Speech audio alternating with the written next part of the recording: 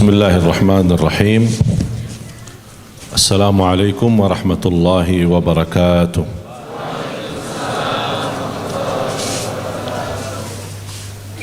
Gimana kabar semua? Semangat? Semangat apa? Semangat ya. Semangat berjihad. Oh, semangat. Kayaknya belum siap untuk berjihad ya. Ya Allah, memang Indonesia sedang diuji. Bismillahirrahmanirrahim. Alhamdulillahi rabbil alamin wa asyhadu an la ilaha illallah wahdahu la syarika lahu waliyus salihin. وأشهد أن سيدنا ونبينا محمدا عبد الله ورسوله الصادق الأمين. اللهم صل وسلم وبارك على سيدنا محمد وعلى آله وصحبه ومن تبعهم بإحسان إلى يوم الدين. سبحانك لا علم لنا إلا ما علمتنا إنك أنت العليم الحكيم. Bapak-bapak, ibu-ibu, jemaah sekalian Majlis Teras Dakwah yang saya cintai, yang saya banggakan, terima kasih kehadiran anda dan terima kasih kesabaran untuk bersama-sama. Mudah-mudahan pertemuan ini membawa berkah untuk kita semua. Kita sedikit atau banyak ya? Banyak ya, maunya banyak ya. Kita sama-sama belajar ilmu mengenai kasus aksi demo yang kemarin. Banyak kami menerima komen-komen dan ketikan tulisan di sosial media maupun saya secara pribadi di Instagram yang menyampaikan tidak membenarkan aksi demo atau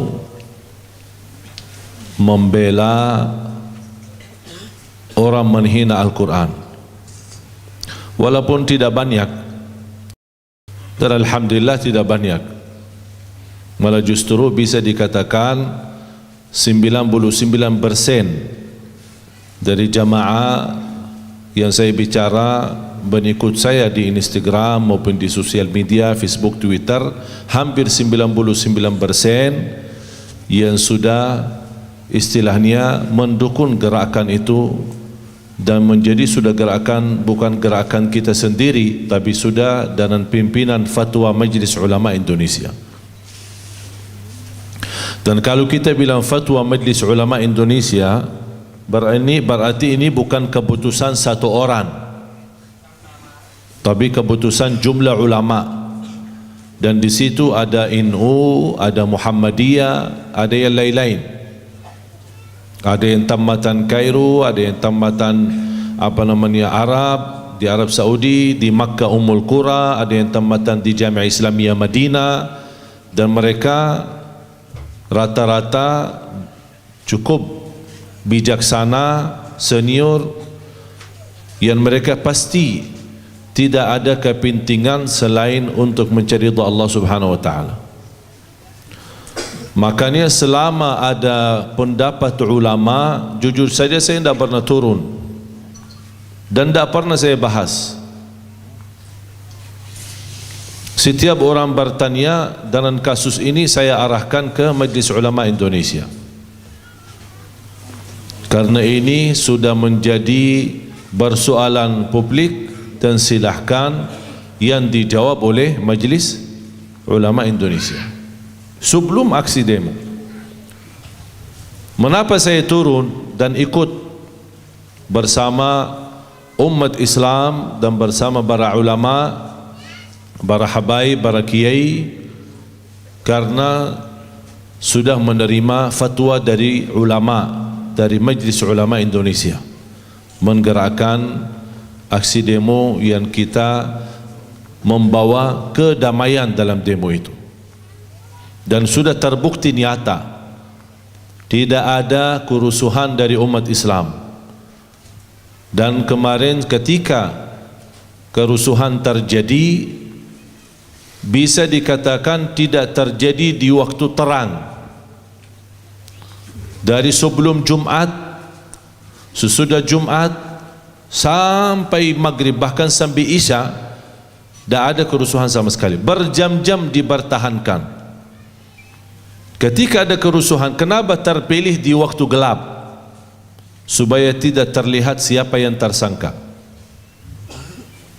Tapi subhanallah, tetap Allah memberikan petunjuk dan ditangkap salah satu yang membuat kerusuhan, dan dicek KTP-nya ternyata Katolik. Dan sementara ditahan, sementara dilepaskan. Alasannya apa dilepas? Tidak cukup bukti. Jadi negeri ini aneh. Dan saya yakin kalau yang bikin kerusuhan orang Islam, apalagi kalau laskar FBI atau siapa, pasti ditangkap tanpa alasan, tanpa bukti. Berarti sebenarnya persoalan yang kita hadapi di Indonesia bukan masalah bukti sebenarnya. Cuman yang menjadi sasaran, yang menjadi korban, yang menjadi kambing hitam adalah umat Islam.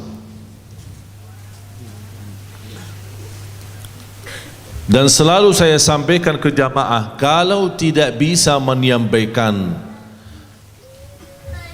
komen yang baik dalam hal kasus ini, lebih baik diam. Dan dasar hadis Rasulullah SAW, man kana yu'minu billahi wal yawmil akhir falyaqul khairan aw liyasmut. Barang siapa yang iman kepada Allah dan hari akhir, berkatalah yang baik atau diam.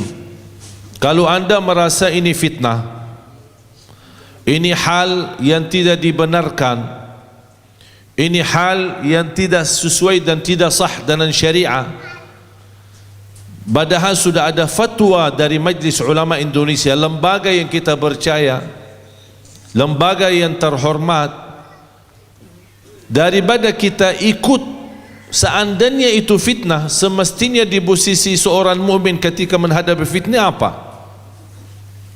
Ketika orang muslim, orang mukmin menghadapi sebuah fitnah, sikapnya apa? Ayo jawab. Tawakuf. Apa arti tawakuf? Ya diam diri. Diam diri. Sampai Rasulullah SAW menyampaikan, kalau kita duduk, kalau kita berdiri, yang duduk lebih baik daripada yang berdiri, yang berdiri lebih baik daripada yang jalan.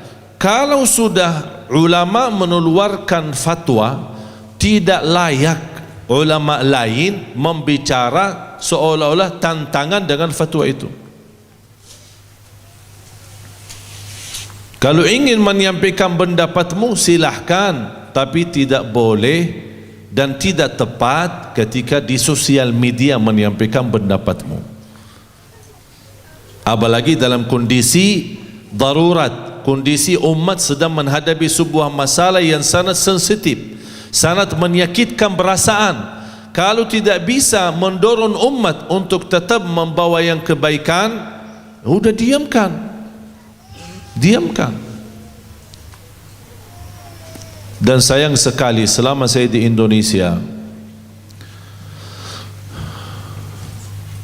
masih belum memperhatikan ada ikatan kepedulian, kebersamaan antara ulama kita sendiri. Ini yang menjadi masalah.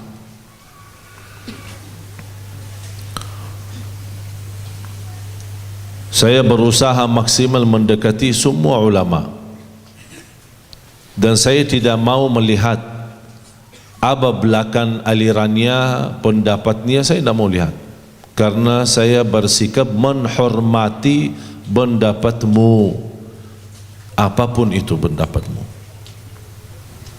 Saya datangin ke para habaib, saya datangin ke NU, saya datangin Muhammadiyah, saya datangin Jamaah Tabligh, saya datangin Hizbut Tahrir, saya silaturahim sama semua. Karena mereka semua itu adalah saudara kita seiman. Kalau ada yang memiliki celah atau memiliki kekurangan, itu wajar jamaah sekalian, karena kita manusia. Saya pun tidak terlepas daripada kekurangan dan kesalahan. Contoh, tidak usah jauh-jauh. Mungkin Bapak Ibu pernah menerima rekaman video bahasan saya soal kurban. Pernah enggak? Hah? Langsung di otak-atik isinya dan dibawakan cerita si Wahabi ini menantang kebiasaan Indonesia. Saya tidak pernah turun di depan media untuk membela diri. Walaupun rekaman yang beredar tidak seutuhnya rekaman yang saya sampaikan. Dan itu yang beredar bukan ceramah lengkap masalah kurban, tapi yang disampaikan atau beredar video adalah jawab pertanyaan. Makanya sesudah itu saya tidak pernah kalau saya ceramah tidak pernah ada tanya jawab. Dah habis sana tidak ada tanya jawab. Mengapa tidak ada tanya jawab? Karena bisa salah diartikan. Apalagi mau direkam tanya jawab itu. Padahal saya sudah berkali-kali menekan masalah kurban, satu orang boleh satu kambing. Satu keluarga satu ekor kambing pun boleh. Satu keluarga mau satu sapi boleh, mau satu kambing boleh. Kalau dia mampu mau 1000 sapi boleh, tidak ada masalah. Kembali kepada masalah Al-Quran, Suratul Ma'idah 50. Terima kasih Ahok. Jadi umat Islam sudah hafal satu ayat. Sambil jadi tulisan di baju ini. Di mana-mana bajunya. Kemarin saya pas demo melihat anak-anak muda semua bajunya, seragamnya Al-Ma'idah 51. Saya mengambil pesan, kalau gara-gara satu ayat dicelekkan dan dibicarakan dan dihina, tergerak jutaan umat. Ini baru satu ayat loh. Berarti hati-hati ya, jangan main-main sama Al-Quran. Baru satu ayat sudah jutaan keluar. Gimana kalau 30 juz? Habis-habisan. Tapi saya bangga sekali, tidak membicarakan masalah boleh tidak boleh, tapi saya bangga sekali begitu keberhatian, kepedulian umat Islam di Indonesia. Dan itulah Bapak Ibu yang harus kita sadari, itu yang dimiliki oleh rakyat Indonesia belum tentu dimiliki oleh negara lain. Ketika Islam yang disuntuh, ketika Al-Quran yang dihina, orang yang tidak pernah salat pun keluar.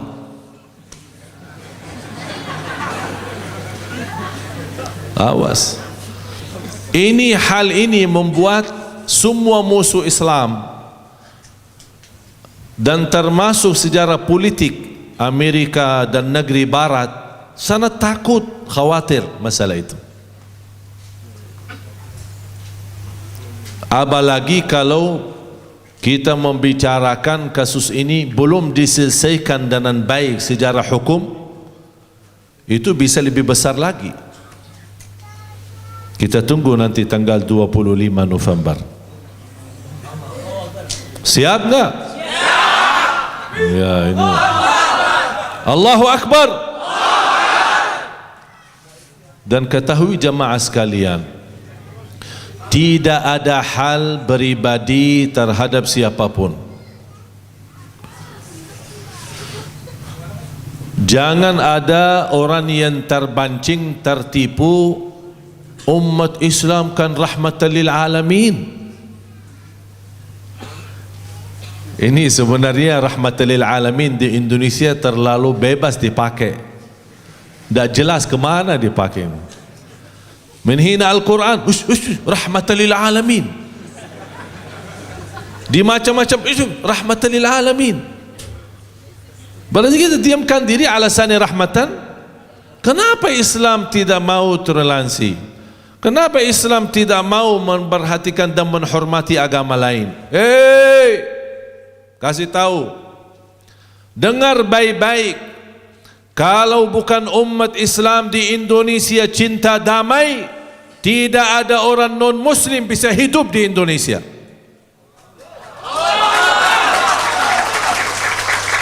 Kita tahu dan yakin perbedaan agama kita hormati. Lakum dinukum. Allah saja sebutkan dalam Al-Quran ada perbedaan agama. Tapi ketika kami turun untuk membela agama kami, membela Al-Quran, jangan dikatakan kita umat Islam tidak damai. Dan subhanallah memang terbukti begitu raminya. Sebenarnya kalau kita mau buat kerusuhan, wallahi bisa jadi. Apalagi di saat ditembak sebagian anak muda yang rusuh, tiba-tiba malah tembakannya arah kita. Posisi kita para kiai ulama, para habaib, posisi kita dari tempat rusuhan hampir 80 meter. Belum lagi dibagari batasan pohon-pohon, betong-betong yang ada di situ, jauh, cukup jauh. Tiba-tiba kok bisa ditembak kita?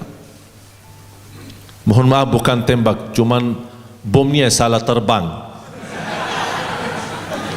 Jadi ada orang beredar fitnah katanya Syekh Ali ditembak polisi. Oh jangan suuzzan, husnuzzan.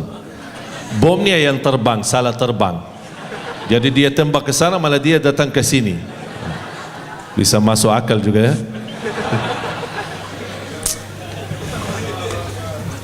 Makanya kita ketika terjadi tembakan kepada anak-anak rusuh muda-muda mahasiswa di sebelah cukup jauh dari posisi kita, masih para kiai, para ulama yang ada lebih menarah atau mendekat ke Monas di hadapan istana, masih mereka menyampaikan bertahan, jangan rusuh, sabar, jangan lawan, mohon polisi jangan tembak.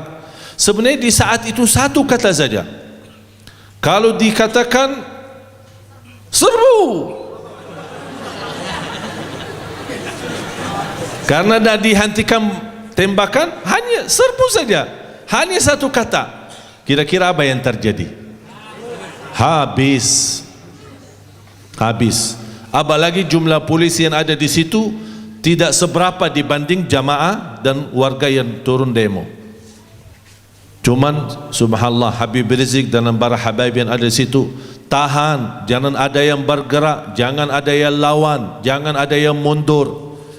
Kita di posisi jauh, sangat jauh dari rusuhan. Tiba-tiba kita melihat tembakan malah ada di hadap kita. Saya di saat itu posisi habis saya baca Al-Quran, turun dari mobil komando, saya pindah ke mobil yang satu lagi di atas atap. Belum santai duduk, bomnya di atas kepala saya. Saya lihat dari atas pohon dikirim dari sana, karena batasan pohon kan, kalau ditembak begini pasti kena pohon, makanya mereka tembak dari atas. Dia datang, saya lihat berhatiin banget. Cuma subhanallah tidak terfikir, padahal bawa HP tidak terfikir rekam. Ya posisi ini lagi kacau, apa yang mau direkam? Persis ketika saya melihat satu tembakan yang datang ke arah kita, saya masih begini lihat, terus turun ke bawah, anak-anak muda di sebelah kiri kita di mobil. Yang satu lagi turun ke sini sambil saya melihat. Pas begini sampai di sini, saya fikir masih mau jatuh ke bawah, ternyata meledak di atas kepala saya persis. Walaupun alhamdulillah selamat dari ledakan bom itu, tapi yang kena gas air mata yang sangat luar biasa, sampai saya tidak bisa nafas, tidak bisa menghirup udara yang bersih, belum lagi mata tidak bisa sama sekali lihat. Ini benar-benar cuci mata. Udah luar biasa habis-habisan. Dan di situ ketika saya berdiri malah bertambah gas, membuat karena nafas sudah tidak bisa nafas biasa, membuat agak sedikit bukan binsang sih, cuman agak tidak sadar dan kemudian agak jatuh dari mobil. Alhamdulillah ada teman-teman di posisi di bawah mobil berdiri, jadi mereka yang melindungi saya dan kemudian membawa saya ke mobil. Dalam mobil baru saya mulai sadar, dibawa ke rumah sakit, diberi oksigen, kemudian dibersihkan mata. Kemudian begitu saya mulai melihat dan menyadari saya sudah di rumah sakit, saya langsung cabut oksigennya, saya lepaskan semua dan saya, sambil dokter ini bilang, jangan dulu, di sini dulu. Apaan yang di sini dulu? Kok di surga, di sana surganya, kok di sini dulu katanya. Orang-orang lagi mau masuk surga, saya turun. Subhanallah, saya turun. Jujur saja, saya tidak tahu apa yang saya harus lakukan. Cuma satu bahasa saya, ulama masih di sana, kalau memang Allah izinkan mereka mati di situ, saya juga mau mati. Saya dah mau pulang kalau ulama belum pulang. Saya balik dalam perjalanan, melihat banyak pemuda-pemudi yang menarah balik dari istana pulang. Saya tidak tahu mereka kemana. Begitu mereka melihat saya balik dan semuanya bertakbir ikut balik lagi. Saya belum tahu para kiai ulama sudah bergerak jalan ke DPR, MPR. Saya sendiri, ayo serius habis-habisan, ayo mari, Masya Allah luar biasa. Padahal mungkin banyak di antara mereka yang tidak bisa baca Al-Quran, cuma hafal Al-Maidah 51. Subhanallah, tapi Allah melindungi kita. Belum sampai ke batasan dekat polisi, ada orang dari staf pengurus FBI menyampaikan, Habib dan semua yang lain sudah pada pulang. Syekh tahan dulu, mau kemana sih? Jangan sampai ditembak lagi. Akhirnya kita diarahkan untuk balik lagi. Padahal saya melihat begitu semangatnya para pemuda untuk membela Al-Quran. Jamaah sekalian, kita tidak tahu mana kebaikan yang kita lakukan menjadi sebab diampuni oleh Allah dosa kita. Jangan ada bahasa, saya ajak orang berdosa, mau apain ikut demo, mau apain bela Al-Quran, saya aja belum sempurna. Emang siapa yang sempurna? Siapa yang sempurna? Bisa jadi anda yang tidak lancar salatnya, anda yang belum bisa baca Al-Quran, anda yang masih memiliki banyak dosa besar, anda begitu turun di lapangan dan untuk membela Al-Quran, bisa menjadi sebab Allah hapuskan dosamu semua. Termasuk orang yang tidak berkesempatan demo, bukan berarti harus dan wajib demo. Ada orang di rumahnya tapi hatinya demo sebenarnya, dia ikut dengan hatinya, dengan doanya, dengan zikirnya, dengan memohon kepada Allah Subhanahu wa taala, mereka juga dapat pahala yang sama. Dan itulah cerita pernah diceritakan oleh Rasulullah SAW ketika perang Tabuk. Ada sebagian dari sahabatku di Madinah, mereka ingin ikut perang Tabuk, tapi mereka tidak bisa mengikuti karena kondisi dan keadaan mereka. Dan pahala mereka di sisi Allah sama pahalanya dengan orang yang mengikuti aku di perang Tabuk. Begitu kata Rasulullah. Padahal mereka diam di rumah. Karena jamaah sekalian, bukan masalah gerakannya tapi masalah hati. Sejujurnya kita membela Al-Quran atau tidak, membela Islam atau tidak. Oleh karena itu jamaah sekalian, ketika kita tergerak hati kita, tersentuh hati kita dan kita merasa ada kepedulian, bersyukurlah jamaah sekalian, karena itu tanda anda beriman. Bersyukurlah.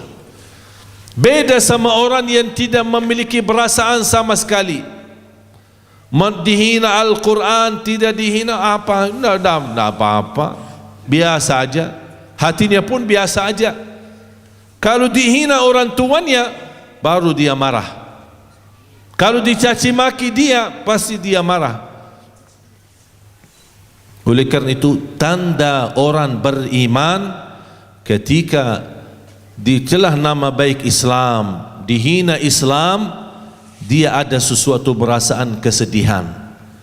Dia merasa sedih, ada rasa berduli, walaupun dia tidak bisa berbuat apa-apa. Dia tidak bisa berbuat apa-apa, dia tidak bisa menolong apa-apa untuk hal ini. Tapi di hatinya dia tidak membenarkan apa yang terjadi. Disitulah tanda dia beriman. Banyak juga yang menyebarkan persoalan,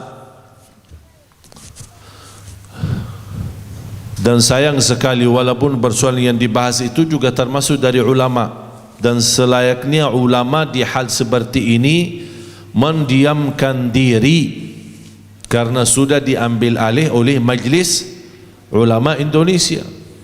Jangan ada ulama muncul yang tantangan dengan fatwa umum yang sudah dibawakan oleh Majlis Ulama Indonesia. Kalau punya pendapat disampaikan nanti sendiri, jangan dipublikkan di media, disampaikan melalui, karena ini bisa membahayakan, membingungkan masyarakat. Ini ulama A bilang ini, ulama B bilang lain, ini bilang lain, membuat kita bingung. Padahal semestinya hal ini sudah nyata, sudah jelas. Makanya kita sama-sama dalam kesempatan ini, ayo kita gali dan belajari Suratul Maidah mulai dari 51. Sebenarnya persoalan untuk memahami surah ini bukan hanya surah Al-Maidah 51, tapi saya nasihatkan belajari Suratul Maidah mulai dari 51 sampai 86. Sampai 86. Karena 51 baru pembukaan masalah cerita pemimpin, baru pembukaan saja.